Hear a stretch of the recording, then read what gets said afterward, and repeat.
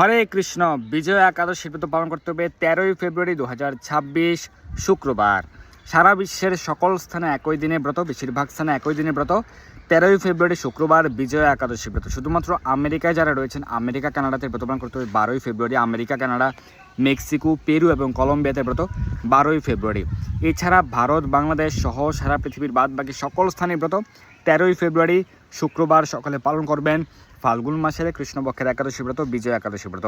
কেউ ভাবতে পারেন যে পঞ্জিকায় লেখা রয়েছে 30শে মাঘ বা মাঘ মাস, তো সেটি সাধারণ পঞ্জিকায় লেখা থাকতে পারেন, কারণ পঞ্জিকা বিভিন্ন সিদ্ধান্ত অনুযায়ী অনেকে পঞ্জিকা রচনা করেন।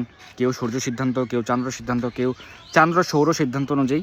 তো এর মধ্যে কিন্তু গুণগত কিছু সামান্য কিছু পার্থক্য থাকে, কিন্তু সর্বাধিক বিশুদ্ধ হচ্ছে বিশুদ্ধ চান্দ্র পঞ্জিকা অনুযায়ী কিন্তু এটি ফাল্গুন মাসে কৃষ্ণপক্ষের একাদশ দিনেই হচ্ছে। এবং শাস্ত্র সেটি উল্লেখ রয়েছে, স্কন্দ পুরাণে যুধিষ্ঠির শ্রীকৃষ্ণ সংবাদে উল্লেখ রয়েছে যে ফাল্গুন মাসে কৃষ্ণপক্ষের একাদশী হচ্ছে বিজয়া একাদশী ব্রত।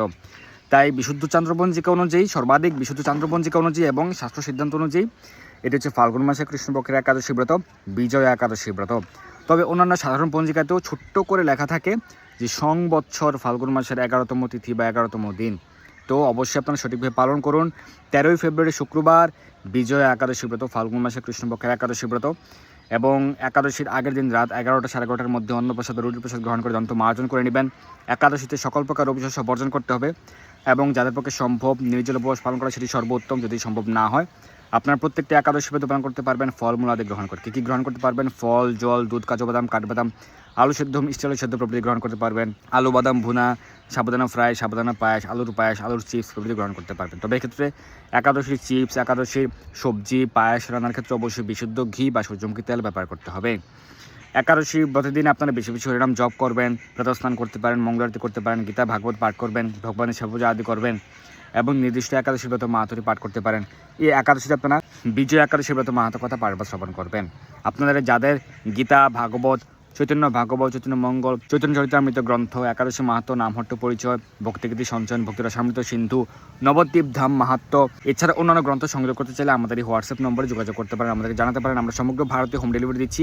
এবং এই গৌর পূর্ণিমা আসছে, গৌর পূর্ণিমা মহোৎসব উপলক্ষে বিশেষ ছাড় রয়েছে একটি গ্রন্থ, সেটি হচ্ছে চৈতন্য চরিতামৃত। যদি কেউ সংগ্রহ করতে চান ফুল বক্স পুরো সেট চৈতন্য চরিতামৃত গ্রন্থের ক্ষেত্রে কুরিয়ার চার্জ ফ্রি থাকছে সমগ্র ভারতে।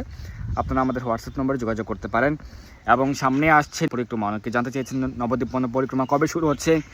তো এই বছরের ক্ষেত্রে 2026-এর ক্ষেত্রে 11ই ফেব্রুয়ারি রয়েছে বিশ্বের সর্ববৃহৎ মন্দির TUVP টেম্পল অফ বেদিক প্ল্যানেটেরিয়াম বৈদিক তারামণ্ডল মন্দিরের বিশেষ যজ্ঞশালা উদ্বোধন রয়েছে 11ই ফেব্রুয়ারি। আর 10 থেকে 12 ফেব্রুয়ারি রয়েছে শ্রবণ উৎসব। 13ই ফেব্রুয়ারি রয়েছে বিজয়া একাদশী। এই বিজয়া একাদশীতে অধিবাস হবে কিসের অধিবাস? কীর্তন মেলার অধিবাস।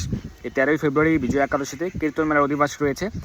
14ই ফেব্রুয়ারি থেকে 18ই ফেব্রুয়ারি পর্যন্ত রয়েছে কীর্তন মেলা, আপনারা অংশগ্রহণ করতে পারেন।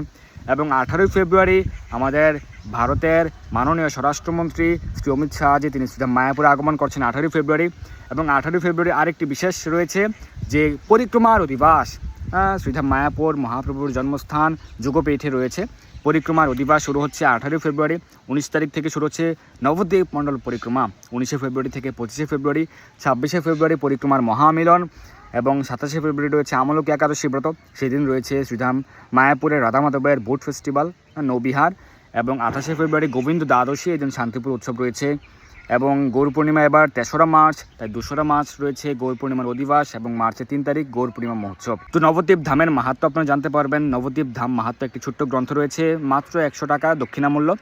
আপনারা সংগ্রহ করতে পারেন, আমাদের জানাতে পারেন, আমাদের হোয়াটসঅ্যাপ নম্বরে যোগাযোগ করতে পারেন। অথবা যদি কেউ মনে করেন যে আপনি শ্রীধাম মায়াপুরে আসবেন, এসে গ্রন্থ সংগ্রহ করবেন, আপনি মায়াপুরে এসে চৈতন্য চরিতামৃত, চৈতন্য ভাগবত, চৈতন্য মঙ্গল, নবদ্বীপ ধাম মাহাত্ম্য, একাদশী মাহাত্ম্য, নামহট্ট পরিচয় গ্রন্থগুলি মায়াপুরে এসে সংগ্রহ করবেন, তাহলে আমাদের হোয়াটসঅ্যাপ নম্বরে আগের দিন জানিয়ে দেবেন।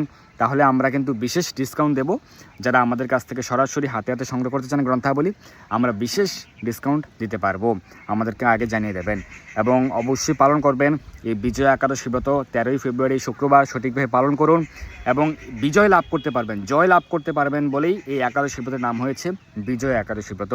স্বয়ং ভগবান শ্রীরামচন্দ্র আমাদেরকে শিক্ষা প্রদান করার জন্য তিনি নিজে আচরণ করার মাধ্যমে নিজে স্বয়ং ভগবান হওয়া সত্ত্বেও নিজে আচরণ করে তিনি জগৎজীবকে জগৎবাসীকে শিক্ষা প্রদান করেছেন এই একাদশী ব্রত পালনের মাধ্যমে।